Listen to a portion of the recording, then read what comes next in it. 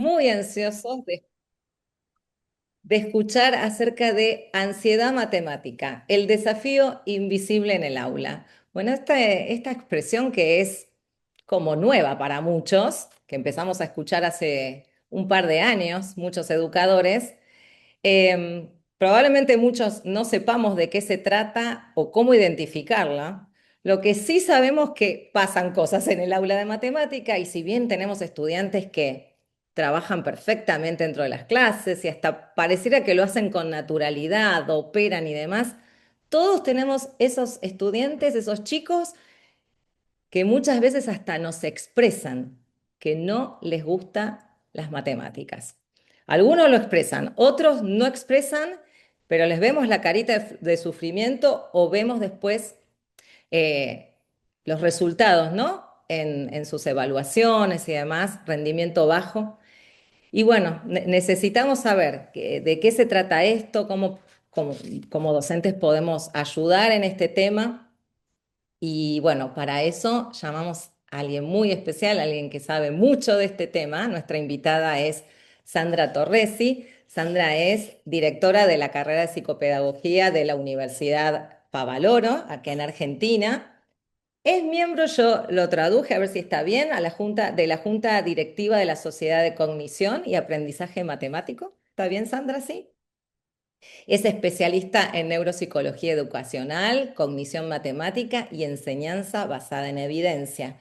Trabaja en investigación, formación docente y cooperación regional en alfabetización matemática y dificultades del aprendizaje. Creo que no podíamos tener mejor, mejor invitada hoy.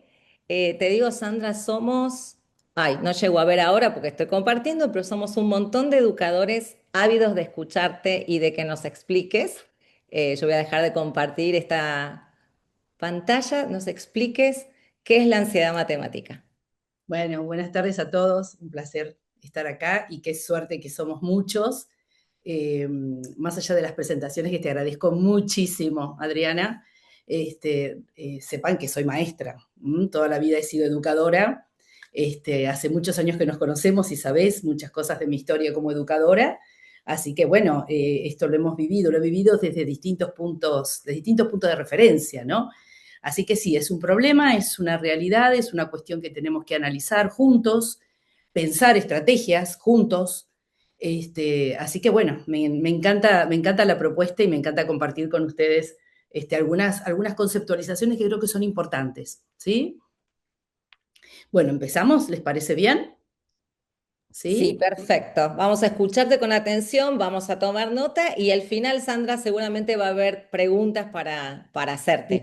Pero Pero primero te escuchamos antes de por, preguntarte. por supuesto que sí. Cuando ustedes quieran hacemos todas las preguntas porque la idea es esa, ¿no? Poder intercambiar sobre este tema que, bueno, es un desafío, como dice ahí, ¿no? Y a veces invisible, porque en realidad todavía no nos hemos acostumbrado tanto a reconocerlo y darnos cuenta que está presente. Esto es lo que escuchamos, es un poco lo que estabas diciendo, Adriana, ¿no? ¿Qué pasa con estas expresiones que a veces las escuchamos y otras veces las desconocemos totalmente, pero que sí les están pasando? Está pasando a niños muy pequeños, le pasa a los adultos, le pasa a los adolescentes. Esto de a veces poder expresar cuáles son estos sentimientos, como me pongo nerviosa o estas sensaciones, y las decisiones de no participar. A veces cuando un adolescente que está eligiendo su carrera universitaria dice que prefiere cualquier carrera que no tenga vinculación con lo numérico, porque en realidad nunca se ha llevado bien con los números y expresiones parecidas, ¿no? Aquellos que manifiestan su temor y su incomodidad ante las evaluaciones, porque sienten que se bloquean totalmente y que no pueden hacer nada a pesar de haber trabajado, de haber estudiado, de haberse sentado a practicar, de haber tal vez trabajado con una maestra particular, una profesora particular, ¿no? Y aquel que te dice, bueno, soy malo para la matemática. Yo con la matemática no me llevo bien, soy malo. Digamos, todas estas sentencias que hemos escuchado tantas veces en las aulas, en realidad hay que tratar de comprender de qué se trata y qué hay en el fondo de todas estas expresiones. Entonces, en principio vamos a tratar de definir qué es la ansiedad matemática. Siempre piensen que estamos hablando de una forma de ansiedad específica, que es distinta a la ansiedad general. Por eso decimos ansiedad matemática. ¿Estamos?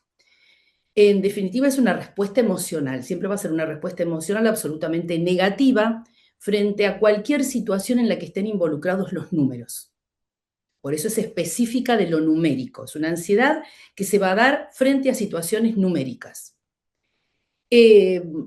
¿Cuáles son estas cuestiones a veces un poco más visibles y que muchas veces nosotros como educadores tampoco advertimos? Hay muchas manifestaciones que llamamos fisiológicas. Transpiran, les duele la panza, tienen dolor de cabeza, algunos presentan taquicardias, por ejemplo. Todo esto tiene que ver con esa sensación de preocupación, de tensión, de miedo, de bloqueo, que los lleva generalmente a una conducta de evitación. Después vamos a desarrollar un poquitito más lo que es la evitación, ¿sí? Ahora, esta manifestación conductual, esta manifestación cognitiva, emocional, lo que hace es interferir profundamente con el proceso de aprendizaje, con el desempeño académico. Piensen que no solamente se va a dar en ambientes escolares, sino que en la vida cotidiana, piensen en los adultos que tienen algún tipo de dificultad con los números y que sienten que no pueden. Esto se va a manifestar en el trabajo, en la universidad, en todos los ámbitos, en toda situación que involucre lo numérico. Y una cuestión que nos preocupa mucho y que, bueno, vamos a tratar también como de ir explicando un poco, es esta tendencia que tiene a escalar con la edad. Es decir, no es que vamos a mejorar la situación a medida que pasen los años y que transcurran más años de escolaridad, sino que por el contrario, empeora, ¿sí? Empieza a edades muy tempranas, porque ya empezamos a advertir estos indicadores de que algo está sucediendo respecto a esta conducta ansiosa, desde que son muy chiquitos. Y bueno, y se va extendiendo a lo largo de las distintas etapas evolutivas. Hay una vinculación entre ansiedad matemática y rendimiento, como recién estaba diciendo Adriana, ¿no? Digamos, notamos en el desempeño, que es lo que nosotros vemos en el aula y tratamos de hacer alguna hipótesis, cuál puede ser la razón. Entonces, los estudios ya hace muchos años que están tratando de buscar justamente este origen de la ansiedad matemática. Entonces, hay distintas teorías. Hay un modelo que se llama modelo del déficit, que explica que el bajo desempeño académico, las dificultades en el desempeño académico, es lo que provoca la ansiedad matemática. Este sería el origen. Entonces, la dificultad, en este caso, sería una dificultad de tipo cognitiva. Es decir, tengo dificultades en matemática, me cuesta desarrollar las habilidades numéricas, genero ansiedad matemática. Después se propuso la hipótesis que se llama de interferencia, que es exactamente lo opuesto, en donde en realidad la ansiedad matemática es la que va a provocar ese bajo desempeño. ¿Por qué? Porque están como obturados ciertos procesos cognitivos, ¿verdad?, que hacen que no podamos desarrollar adecuadamente la tarea numérica. La ansiedad matemática lo que hace es capturar, digamos, de alguna manera, a la memoria de trabajo, que es un proceso cognitivo muy importante que siempre vamos a tener presente en el momento de realizar cualquier tarea. Cuando leemos, escribimos, hacemos un cálculo mental, estamos resolviendo un problema de matemática. Entonces, necesitamos la memoria de trabajo. Si esa memoria de trabajo, que es la que nos permite mantener información online mientras seguimos procesando información, ¿sí? Si esa memoria de trabajo está como capturada por la ansiedad matemática, con pensamientos que dicen, bueno, no puedo, no me sale, no lo sé hacer, estoy nervioso, me va a ir mal, me voy a sacar una baja nota, no voy a aprobar, queda capturado un proceso muy, muy, muy importante para poder desarrollar una tarea y eso va a traer un bajo desempeño, un bajo rendimiento. Pero después hubo otros modelos, otros estudios que dijeron, no, en realidad se puede hablar de un modelo bidireccional. Estas dos hipótesis son complementarias. Es decir, que claramente la ansiedad matemática impacta sobre el bajo desempeño o las dificultades, sí, el bajo desempeño académico, y el bajo desempeño afecta también la ansiedad matemática. Esto se sigue analizando, estas son hipótesis que ya hace mucho tiempo que se están tratando de comprobar de alguna manera, porque obviamente queremos encontrar cuál es el origen de esta ansiedad. Porque ustedes saben que uno de los temas que tenemos muy importante es que antes se relacionaba ansiedad matemática exclusivamente con aquellos chicos que tenían dificultades en matemática, ¿verdad? Entonces era el chico que tenía discalculia o que tenía alguna debilidad en el aprendizaje matemático, por lo general se asociaba con alta ansiedad matemática. Sin embargo, ya hace varios años, los estudios marcan que chicos que no tienen dificultades en matemática también tienen ansiedad. Entonces es un tema muy serio porque tenemos muchos estudiantes en las aulas que les está pasando esto. Pero hay una última hipótesis que es bastante reciente, que habla de lo conductual. Y acuérdense de la palabra evitación, ¿no? Entonces, ellos sostienen que la evitación es como un mediador entre la ansiedad matemática y el rendimiento académico. Entonces, ¿qué es lo que pasa? La ansiedad lo que provoca es menor participación en actividades que tengan que ver con los números, menores oportunidades de aprendizaje, por ende va a haber menor desarrollo de competencias, ¿sí? En matemáticas. Entonces, lo que se dice es que la cara visible de la ansiedad sería la evitación. Entonces, son los estudiantes que evitan conectarse con cualquier cuestión que tenga que ver con lo numérico. Conclusión, vamos a tener situaciones de mayor ansiedad todavía. Entonces, estos autores hablan como de un loop que nosotros necesitamos como educadores vencer de alguna manera y cortar de alguna manera, porque esto sería la explicación de por qué esto se va escalando. ¿Sí? Digamos, la ansiedad mediada por la evitación, mediando la ansiedad y el rendimiento, en realidad lo que provoca es mayor ansiedad. ¿Cómo, ¿Cómo van a interpretar los estudiantes sus experiencias con matemática? Entonces, acá lo que tenemos que hablar es de lo que llamamos autoeficacia. Este es un dato muy importante, porque la autoeficacia es la creencia que tenemos sobre nuestra propia capacidad para aprender algo, en este caso el desarrollo de las habilidades numéricas. Cuando hablamos de baja autoeficacia, son los estudiantes que permanentemente te dicen, no puedo, no me sale, esto yo no lo voy a hacer, no lo quiero hacer. Entonces evita cualquier tipo de desafío matemático que se le presente porque tiene como una conducta anticipatoria, ¿sí? Es decir, piensa, sabe, cree, está convencido de que va a fracasar, que no lo va a poder hacer, que no lo va a poder llevar adelante. Entonces lo evita. Siempre el error va a prevalecer, ¿no? Porque lo interpreta como si fuese justamente una situación de fracaso, como si fuese una falla, una falta. Entonces el error es esa marcación que después tiene que volver a casa y decir, bueno, me equivoqué en la prueba, tuve tantos errores. Abandona, participa menos. Entonces son los chicos que tienen mayor nivel de ansiedad matemática. Es decir, tienen niveles altos de ansiedad matemática. Y esto correlaciona con esta creencia baja sobre la propia capacidad para resolver una situación, en este caso numérica.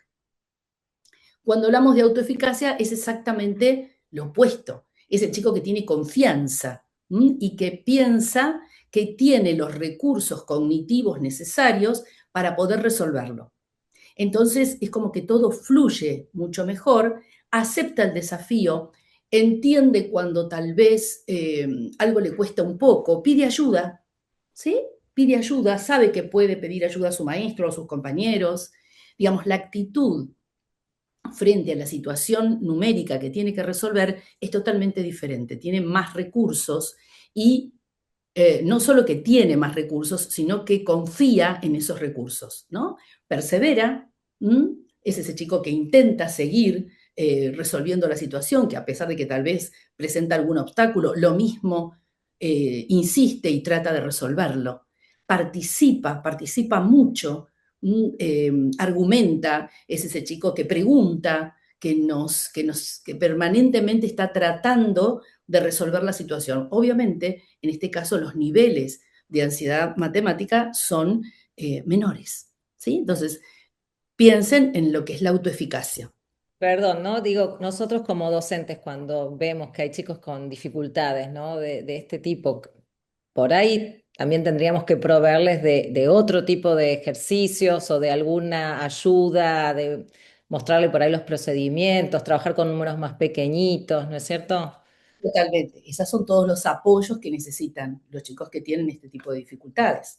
¿Mm? Con un desempeño estándar o con discalculia y ansiedad o con desempeño estándar y ansiedad, todos necesitan de una u otra manera estos apoyos al aprendizaje, sin lugar a dudas. No van a ser siempre los mismos, digamos, vamos a tener que ir variándolo de acuerdo con la situación de cada uno de ellos, de acuerdo con los recursos cognitivos con los que cuenten, de acuerdo con sus fortalezas, pero sin duda tenemos que intervenir estratégicamente. ¿Por qué ¿Dónde algunos chicos, ¿no? reaccionan de una manera y otros de otra? ¿Quiénes contribuimos, ¿no? a que el chico tenga esa ese es el punto? autopercepción? Sí. Ese es el punto, que es uno de los, en realidad es un dilema, ¿no? Para nosotros, Mm. porque siempre cuando pensamos en ansiedad matemática, cuando pensamos en este nivel de autoeficacia, es multicausal. Son muchos los factores que intervienen para que alguien desarrolle una creencia sobre su capacidad vinculada con lo numérico, ¿verdad? Entonces, por un lado tenemos lo que llamamos algunos mensajes que son algunos explícitos y otros no tanto, ¿verdad? Pero la familia está involucrada en estos mensajes, las creencias que siguen existiendo sobre los niveles de inteligencia. Recuerden que muchas veces el chico que tiene un buen nivel intelectual es como que tiene, digamos, que le va bien en matemática, está como asegurado su nivel intelectual. Los papás dudan de cuando un chico le tiene algún tipo de dificultad en matemática y supone que tal vez tiene alguna dificultad intelectual, ¿sí? Se supone que las chicas tienen más dificultades en matemática que los varones, ¿m? Y que para los varones es mucho más fácil resolver situaciones numéricas que para las chicas. Esto tiene que ver con los estereotipos sociales. Fíjense lo que pasa socialmente con la elección de carreras universitarias. ¿Cómo se vincula esto con decir, bueno, no, yo no soy bueno para matemática o soy mujer, entonces hago otro tipo de carrera universitaria? ¿Sí? Entonces hay mensajes, como les decía, a veces explícitos, otros no tanto, pero que tienen que ver con lo social, ¿verdad? Por un lado, la familia, la escuela, el feedback que nosotros vamos resolviendo con ellos. Entonces, las experiencias escolares, las experiencias de éxito, las experiencias de fracaso, las comparaciones que permanentemente ellos hacen. En las aulas esto es frecuente. ¿Mm? El clima que se vive en el aula respecto de lo numérico. Es decir, estas experiencias escolares van como moldeando estas creencias sobre qué características tengo como aprendiz. Saben que esto está también como muy vinculado con lo metacognitivo, ¿no? Ese conocimiento que tenemos sobre nuestro propio conocimiento. Por eso es tan importante trabajar con los estudiantes los procesos metacognitivos. Es decir, en realidad, cuáles son tus fortalezas, en dónde tenés ciertas debilidades, de qué forma podés subsanar esas pequeñas debilidades que pueden aparecer, pero qué recursos contás, con qué recursos realmente podés resolver una determinada situación. Bueno, todo esto los estudiantes lo tienen que saber. ¿Estamos? Entonces, estas creencias son fundamentales. E insisto tanto con esto porque nosotros a veces como educadores podemos intervenir en estas creencias. Por Claro. supuesto que, como decíamos, la familia, que la sociedad, pero nosotros como educadores vamos conformando esta creencia sobre cómo aprende matemática en nuestra escuela, cómo fue su historia escolar vinculada con el aprendizaje numérico. Entonces, el feedback que le vamos a dar a un estudiante va a colaborar en esta construcción o va a colaborar para que cada vez piense con mayor fuerza que no puede Claro. aprender matemática, que no es bueno para matemática, ¿sí? A veces uno lo hace sin darnos cuenta, ¿no? Que estamos en realidad como marcando fuertemente a un estudiante. Sí.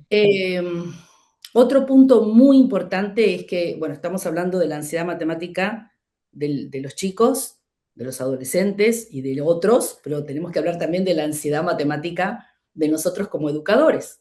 O sea que nosotros también podemos sufrirla. Muchísimo. Y Mm. los niveles y la prevalencia es altísima. Y hay estudios en todo el mundo respecto de docentes en formación, docentes en ejercicio, qué pasa con estos niveles de ansiedad, ¿no? Los docentes en formación presentan altísimos niveles de ansiedad matemática. Lo notamos en nuestros profesorados. Nosotros hicimos un estudio en la Universidad de la Ciudad con todos los estudiantes de educación primaria y bueno, los niveles eran altísimos. El tema es que la ansiedad del docente va a tener cierta influencia en las experiencias de aprendizaje de los estudiantes. Cuando tenemos docentes que tienen ansiedad, muchas veces evitan justamente las situaciones en donde tienen que enseñar matemática, entonces prefieren enseñar otros dominios y no matemática. ¿Y eso Eh, cómo mejorarlo, digamos? Quizás es porque hay no hay fortalezas en algunos contenidos, quizás hay temas sí, que por ahí sí, tienen que fortalecer sí, o tenemos claramente. que fortalecer, porque nos puede pasar que haya algún tema de matemática que nos cuesta Claramente. enseñarlo. Claramente, vos pensás que la disciplina, digamos, disciplinarmente es compleja, es jerárquica, tiene sus dificultades. Entonces, es muy importante lograr tener dominio disciplinar. Y no porque estemos tal vez, o porque seamos docentes de los primeros grados, pensemos que con lo que sabemos es suficiente. Nosotros Claro, tenemos que tener una idea de cómo se desarrolla las habilidades numéricas, porque tenemos que acompañar esos trayectos de aprendizaje. Y por más que estemos trabajando con los más chiquititos, piensen que tenemos que, en este caso, construir las habilidades básicas para que después se construyan habilidades más complejas. Bueno, pero tenemos que conocer todo el arco. No podemos conocer solamente lo que nos compete para ese grupo de estudiantes. O lo que trae el libro. Tenemos que saber mucho más, porque si no también después empezamos a cometer errores de enfoque, errores en las estrategias de intervención, en las prácticas de enseñanza. Nos quedamos con ciertas creencias respecto de algunos contenidos numéricos. Eh, no sé, se me ocurre ahora los problemas que tenemos siempre, por ejemplo, con el signo igual, ¿no? Que cuando trabajamos con los más chiquititos, siempre, el igual siempre es resultado y después pasa a ser equivalencia. Entonces, bueno, no lo puedo presentar de esa manera. ¿Cuál es el resultado? Siempre la palabra claro, resultado, porque lo que va a claro, estar impactando en mis estudiantes es que siempre después del signo igual va a estar el resultado de ese cálculo, ¿verdad? claro, Y después sí. cuesta, claro, después les va a costar mucho entender una ecuación, o les va a Sí, o costar que entender. dos cálculos pueden ser equivalentes. Exactamente, si yo te digo 4 más 3 es lo mismo que te diga es igual a 5 más 2. Bueno, Mm, el nene te dice, no, 4 más 3 es igual a 7, no a 5 más 2, claro. ¿no? Entonces, y como esos tenemos tantísimos ejemplos. Eso tiene que ver con el dominio disciplinar, ¿verdad? ¿Cuánto sabemos nosotros de matemática? Por eso ahí puse que la seguridad en la disciplina siempre nos va a permitir diseñar estrategias de enseñanza muchísimo más flexibles y tener un enfoque mucho más positivo respecto de lo numérico. No vamos a expresar de ninguna manera, uy, prepárense cuando empecemos con tal tema porque es muy Sí, difícil. a ¿Sí? veces esas cosas las Claro, claro. escuchamos o las decimos, una manera de amenazar para que empiecen a portarse Tal mejor en cual, la hemos clase, dicho sí, todo. y no Pero está sí, bueno. siempre tenemos que pensar en el impacto que tiene justamente en las creencias de ese estudiante. Claro. Tenemos que Sí, pensar que estamos moldeando esa autoeficacia, autoconcepto, autoimagen, ¿verdad? Que es lo que después le va a permitir enfrentarse o no a una situación compleja. claro. Que aprender matemática es complejo, Sí, es muy complejo. Si no, no tendríamos, la verdad, las dificultades que tenemos en este momento, no solo acá en nuestro país, a nivel regional, en todos los países, les diría, el bajo desempeño que tenemos en matemática. Nosotros estamos en una situación muy complicada, y no tanto como otros países, ¿no? Sin lugar a dudas. Pero les quiero decir que siempre es un área, es un dominio muy complicado. Entonces, ¿hay ansiedad matemática en los docentes? ¿En nosotros? Por supuesto que sí. En los docentes en formación y en los docentes en servicio. Hay mucha investigación sobre esto, muchísima investigación, porque es una preocupación importante, muy importante. Y otro dato que es bastante interesante. Ustedes saben que no hay diferencia de género respecto del desempeño en matemática, ¿no? Las chicas y los varones tienen, de acuerdo con todos los estudios, que hay el mismo nivel de desempeño. No hay ninguna diferencia entre chicas y chicos. Sin embargo, sí hay diferencia en los niveles de ansiedad matemática. Las mm, chicas tienen ansiedad mucho más alta que los varones. Las maestras tienen ansiedad más alta que los maestros varones. claro. Dentro de esta ansiedad matemática hay un concepto que es bastante más reciente, ¿sí? Que es lo que se llama ansiedad para enseñar matemática. ¿Mm? Es decir, la ansiedad matemática está vinculada directamente con nuestras propias habilidades y nuestro propio, digamos, lo que me puede generar a mí vincularme con lo numérico, digamos, tiene que ver con el rendimiento propio. En cambio, la ansiedad para enseñar tiene que ver con el desempeño docente, ¿sí?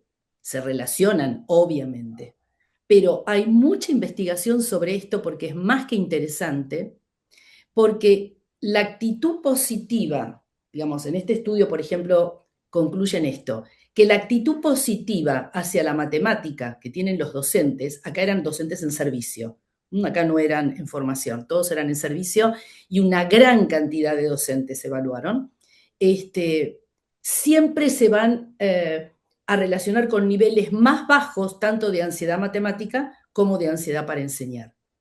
Claro. ¿Mm?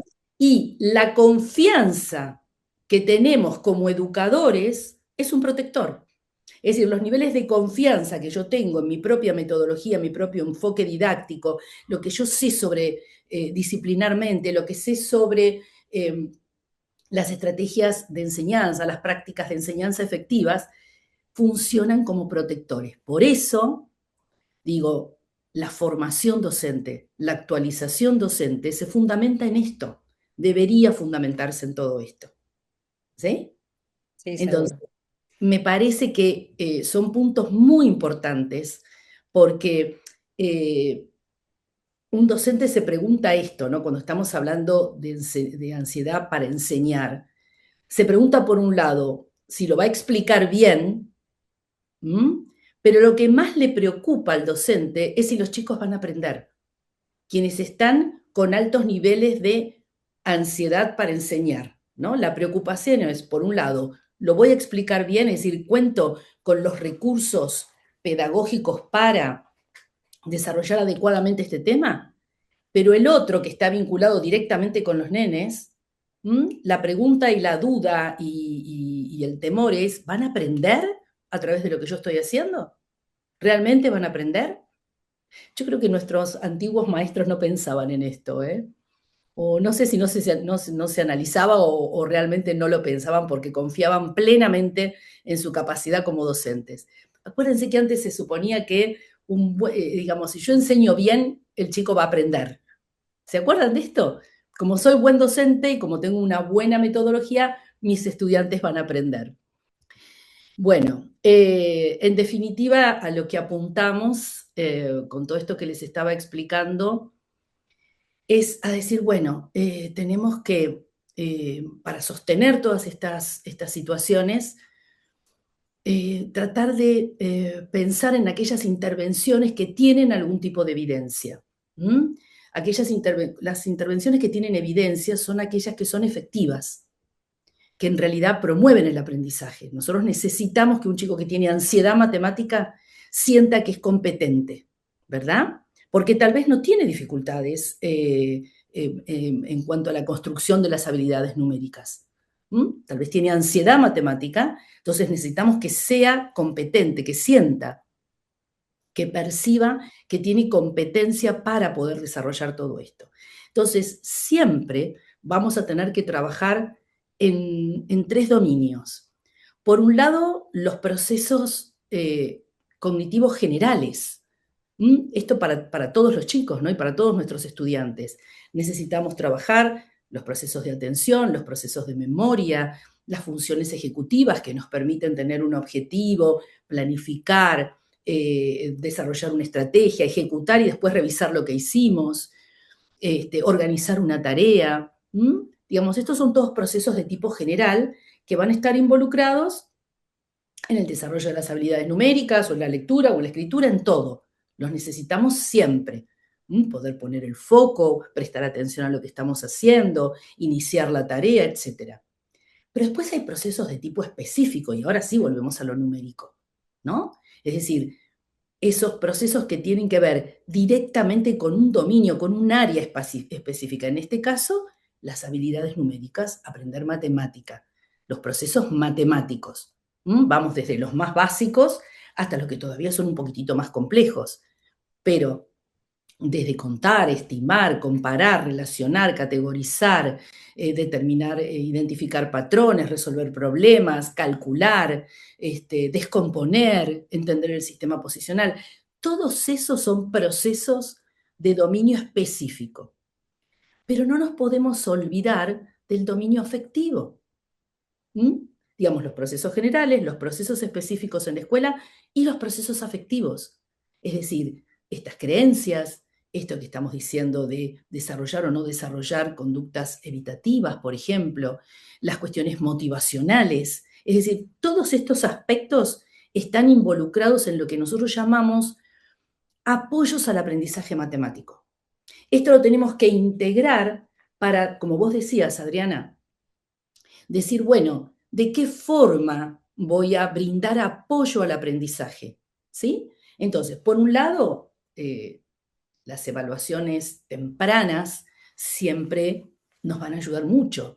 No vamos a esperar a que se instale la dificultad de aprendizaje o que se instale altísimos niveles de ansiedad. Tenemos que llegar antes, darnos cuenta, observar a un estudiante y darnos cuenta que ante una situación de evaluación se bloquea, se pone nervioso, transpira, le duele la panza, está enrojecido, se quiere ir. O, cuando es un poco más grande, lo evita, no viene a la evaluación directamente. ¿Sí? Entonces, tenemos que darnos cuenta tempranamente de este tipo de dificultades que a veces no son tan visibles. ¿Sí? Tratar de tener un enfoque metodológico explícito.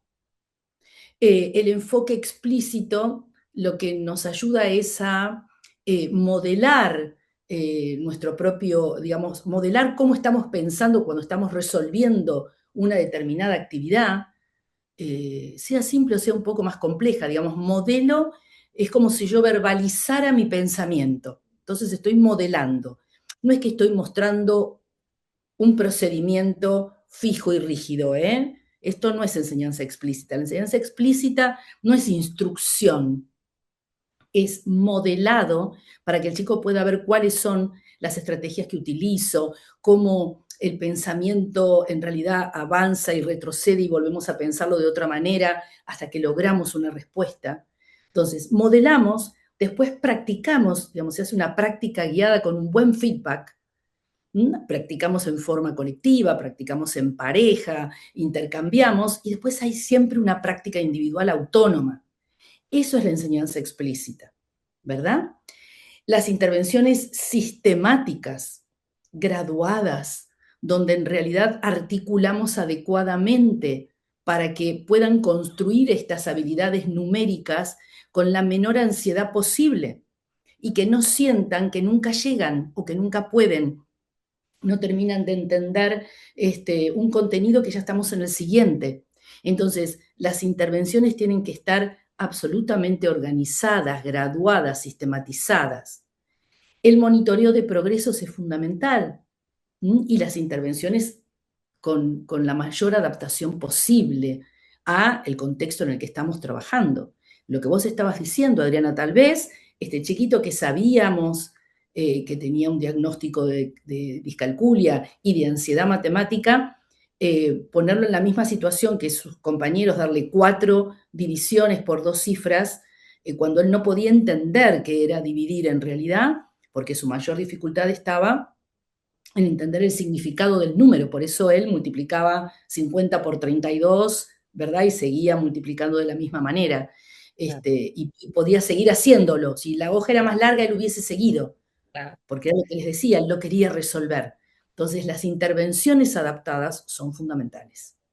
Sandra, ¿Estamos? perdón que te interrumpa, pero cuando estás hablando de este tema, ¿no? De diagnóstico así como precoz, como para ir teniendo información día a día dentro de lo posible, no puedo dejar de preguntarte qué opinás de las plataformas educativas para aprender matemática, porque como que ahí muchos docentes hemos encontrado muchas respuestas que nos ayudan a ir viendo cómo van nuestros estudiantes por esto de que, por ejemplo, en la plataforma que nosotros trabajamos, Matific, va registrando todo el progreso del alumno y uno en tiempo real puede saber dónde está parado el niño, ¿no? O el estudiante adolescente, porque nos va mostrando, terminada la clase, nosotros le podemos, como trabajo en inteligencia artificial, cómo estuvieron los chicos, cómo estuvo determinado estudiante o la clase globalmente. Entonces,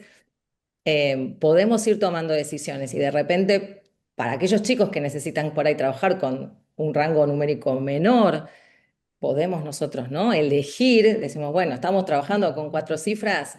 Este alumno necesita seguir trabajando con 3 cifras, con 2 cifras, y entonces eso nos da esa posibilidad, ¿no? Acá hay docentes que dicen, ¿cómo hacemos cuando tenemos más de 30 chicos? Si tenemos el privilegio de contar con tecnología, eso podría ayudarnos bastante. Obviamente que estar con 30 chicos no es fácil, o más de 30, pero Sin bueno, duda. ¿qué evidencia científica, qué es lo que vos conocés? Nosotros sabemos algunas cosas, pero vos que sos estudiosa del tema, ¿qué podés decirnos de esto? Que es un recurso fantástico y sin lugar a dudas son espacios donde uno empieza a tener información sobre los chicos que antes nos costaba muchísimo más tener y que tendríamos que tener otros recursos para poder lograr y que nos costaba mucho lograrlo porque obviamente siempre hemos tenido cursos muy numerosos, ¿verdad? Así que yo creo que a mí me parece que son fantásticas las plataformas porque brindan justamente todo esto que tienen acá ustedes escrito. Brindan muchísima información sobre el progreso, te dan la posibilidad de entender esos perfiles de habilidades específicas y de habilidades generales. Y también tiene como muy aliviado todo lo que tiene que ver con el dominio afectivo, porque cuando la plataforma te da un feedback inmediato, cuando te permite reparar el error, cuando te permite entender cuál fue el punto donde te confundiste o por qué te confundiste, en realidad está ofreciendo un feedback inmediato, que es lo que necesitan siempre los chicos, que nosotros cuando tenemos muchos chicos no se lo podemos dar muchas Claro, veces, porque tal vez estamos haciendo el feedback con un grupo, por ejemplo, pero mientras tanto hay otro grupo que quedó sin esa respuesta, sabiendo sí, que lo que hizo no lo hizo bien, pero tampoco entendiendo dónde está la dificultad o cómo podría mejorar lo que hizo. Siempre piensen que el punto es reparar, tener la posibilidad de decir, bueno, sí, me equivoqué, perfecto, bueno, ¿en qué te equivocaste? ¿De qué manera? ¿Cómo lo podemos resolver? Y poder hacerlo en el momento, porque lo que queda diferido se pierde. Si sí. el feedback es diferido, lo perdimos porque ya pasaron muchas cosas. Entonces ya no saben de qué se trata, no pueden volver sobre el problema que estaban resolviendo, sobre la operación, sobre la construcción geométrica que estaban haciendo, etcétera, ¿no? Entonces el feedback diferido, que es lo que a veces, muchas veces, que nosotros tenemos que hacer, sin lugar a dudas, porque tenemos muchos, la plataforma nos va a ayudar. Las plataformas suelen generar esto, esta micro victoria que yo les digo, porque cuando yo puedo adaptar el intervalo numérico, el recurso que va a utilizar, la extensión del enunciado, todo aquello que podemos ir modificando para apoyar el aprendizaje, por ejemplo, cuando sabemos que hay un chico que tiene mayor nivel de dificultad, en realidad lo que estamos promoviendo es que el desafío de la resolución de esa tarea es alcanzable. Ustedes piensen que los chicos que tienen bajo desempeño, nosotros le estamos muchas veces ofreciendo tareas que no tiene el recurso para resolver, que no sabe cómo resolverlo. Aunque nos parezca que ese tema ya hace rato que lo estamos viendo o que lo hemos analizado profundamente y que lo vienen repitiendo hace años, bueno, digamos, no va a entender por qué, cómo resolver un cálculo con fracciones de distinto denominador, no sé, por ejemplo, ¿verdad? Entonces nos parece que ya esto lo vieron y que ya lo practicaron y que ya esto tendría que estar consolidado y sin embargo no está.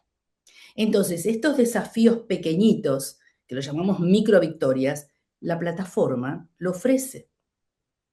Entonces genera esta cuestión de confianza.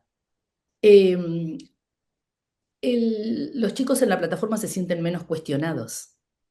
Cuando Con están más libertad, trabajando, claro. tienen más libertad. Es muy distinto, digamos, la mirada del docente que nos está observando y que nosotros pensamos que nos estamos equivocando y miramos para ver cuál es a ver qué es lo que nos devuelve, es muy distinto mediado por la tecnología. Es absolutamente distinto. Obviamente no reemplaza al docente, eso tiene que quedar No, claro, no, ¿no? Es una herramienta. es una herramienta y es una herramienta que nos permite sostener los cursos numerosos. Sin lugar a dudas, no solo que nos permite eso, que podemos tener como una enorme flexibilidad para decidir qué tipo de tarea, qué nivel de complejidad va a tener esa tarea, ¿verdad? ¿Cómo se va a evaluar esa tarea? ¿Cómo va a continuar? ¿Cómo se va a articular con otra cosa? Eh, Mientras tanto, nosotros podemos realizar, perdón, quiere decir que no solamente nos permite esto, sino tener el perfil del chico, que es importante para Claro. tomar decisiones pedagógicas. Digamos, el conocimiento de esos perfiles nos permite tomar decisiones pedagógicas. Si no, ¿en base a qué tomamos las decisiones? ¿Verdad? Sí, sí, es Eh, difícil, sobre todo cuando pasa esto que vos decís, si nosotros evaluamos a las 2, 3 semanas, qué difícil, ¿no? Hacerle un seguimiento, y aparte cuando uno tiene un grupo grande o cuando alumnos dentro del aula que por ahí no manifiestan, son los calladitos, y que no cuentan. no La sabemos qué le plataforma, todos los que la podemos usar y vamos monitoreando, nos va tirando, a veces a mí me pasa información que digo, ay, mira este chiquito, no, yo no me di cuenta que esto estaba por, su- sucediendo. por Y a supuesto. veces son buenas noticias de chicos que por ahí no participan mucho y en la plataforma ves que practican, porque aparte te devuelve cuántas veces practicó y demás, y que lo intentó 1 vez, 2 veces hasta lograr la máxima puntuación. Y bueno, y otras veces decís, ay, pero no me había dado cuenta de este chico, de que le estaba costando tanto o de que abandonaba la tarea. Por supuesto, por supuesto. Es que vos pensás que también ahí podés evaluar estas cuestiones de, bueno, de si persevera o no, si Claro, abandona la actividad o no. sí, Ahora, siempre vas a tener menores niveles de ansiedad matemática a través de la plataforma. ¿M? Y tiene que ver con esto que puse acá abajo, ¿no? Eh, Al tener sensación de que podés, de que lo estás resolviendo, porque claro. vos, por otro lado, adecuaste el nivel, ¿viste? Porque le das la posibilidad de ir levantando, digamos, aumentando la complejidad de acuerdo con su respuesta, esta sensación de competencia le dan ganas de seguir haciendo. Pensémoslo en nuestra vida adulta, ¿no? Cuando nosotros hacemos algo y nos damos cuenta que lo hicimos bien, tendemos a repetirlo. Claro. ¿sí? Piénsenlo desde las cuestiones más básicas, más simples de lo cotidiano. Cuando algo nos sale bien, lo vamos a volver a hacer. Una Entonces, receta de cocina, por ejemplo. Algo que cuando nos alguien, salió rico. qué rico que te salió, y sin lugar a dudas vamos a intentar el fin de semana siguiente de hacerlo de Lo nuevo. repetimos. Decir, ay, le Sí. vamos a poner unos chips de chocolate ahora. ¿Sí? Lo queremos mejorar todavía. Entonces, eso tiene que ver con nuestra conducta, con nuestro ser, esto de vamos a tratar de repetir todo aquello que nos provoca placer, que nos ha dado satisfacción. Todo aquello que nos resulta negativo, lo vamos a evitar, lo vamos a posponer, lo vamos a sacar por todos los medios, que es lo que hacen los chicos con matemática, ¿verdad? No Ujú. la van a elegir si no sienten que pueden con la matemática.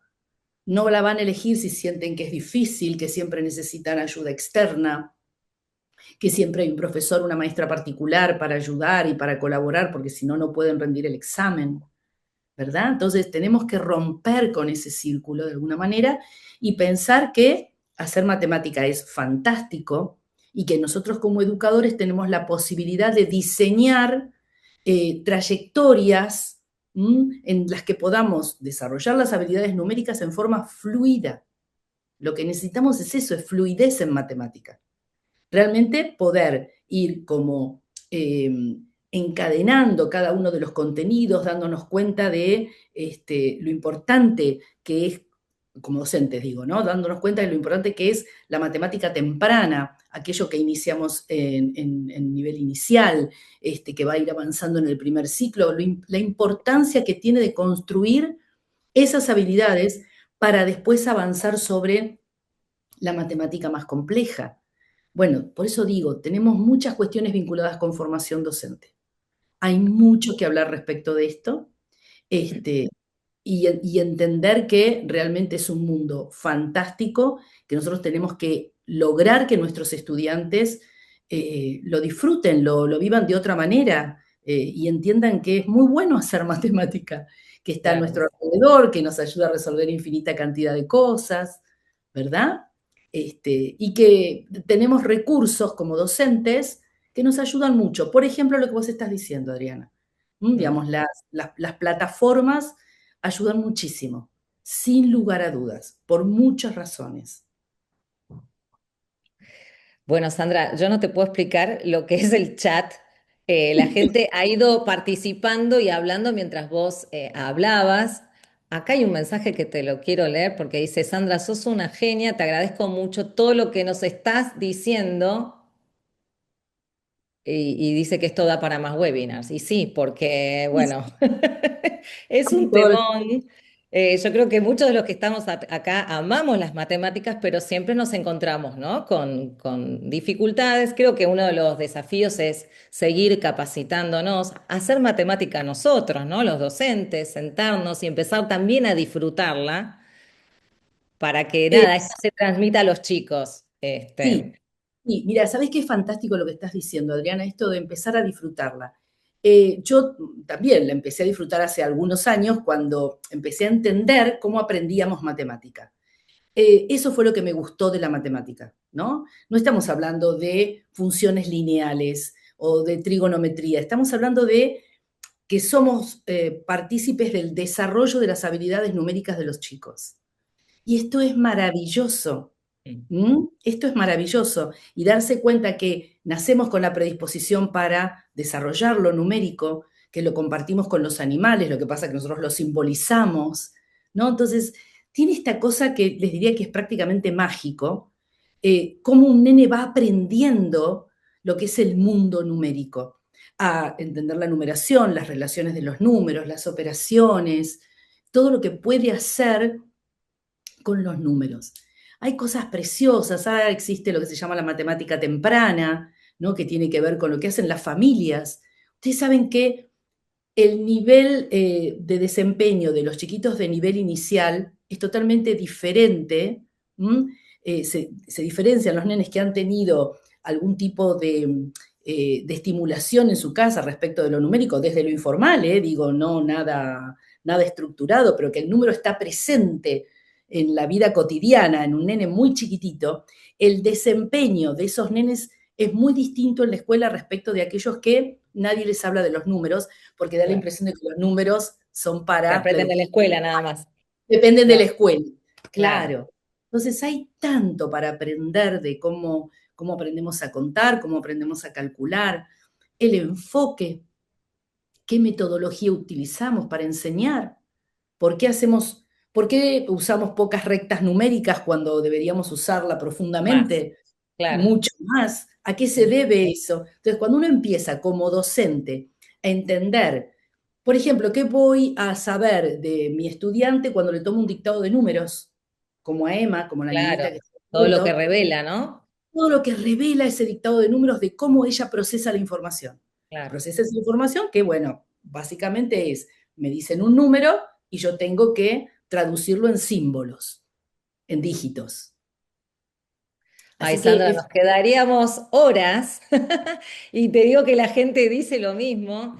Te agradecemos tanto, tanto, tanto lo que compartiste, tu generosidad y bueno, nada, todos nos quedamos con alguna tarea para el hogar porque bueno, es un desafío y gracias por el desafío, gracias por desafiarnos, gracias por explicarnos algunas cuestiones. Esto de que por ahí hay chicos que sufren ansiedad matemática, pero no tiene que ver con la dificultad y otras cuestiones, quizás esa es un poco más fácil de trabajar si las familias nos apoyan. Y bueno, y totalmente. siempre nuestra mirada cariñosa y ver cómo ayudamos a esos chicos que realmente sí tienen dificultades y bueno, creo que hoy aprendimos bastante, bastante, pero tenemos que seguir investigando y capacitándonos y te agradecemos un montón este espacio. No, no, Gracias a no, todo todos. Bueno, gracias por, no sé si vos podés mirar el chat, tenés mensajes un estoy viendo, estoy montón viendo. Sí. preciosos, y bueno, difícil de manejarlos. Me O sea, o imagino. te escucho o veo todos los mensajes han sido, pero no paró en todo el webinar. Muchas gracias, No, les Sandra. agradezco todo lo que han escrito, realmente, les agradezco muchísimo lo que han puesto, ¿eh? Me encantó, yo podría estar toda la noche Sí, hablando del porque tema, sos para mí es apasionada, fascinante totalmente. pero y además Muchas sabes gracias. mucho. Bueno, les agradezco. Bueno, muchas gracias a todos los que estuvieron hasta esta hora participando. Esperamos que nada, que les haya sido de mucho provecho y nos veremos pronto en el próximo webinar y ojalá que pueda ser pronto contigo otra vez, Sandra. Cuando Eh, gusten, sin lugar a dudas, cuando ustedes quieran, siempre hay cosas bonitas para hablar. Muchísimas gracias. No, gracias a vos, Adri, muchas gracias. Un beso para todos.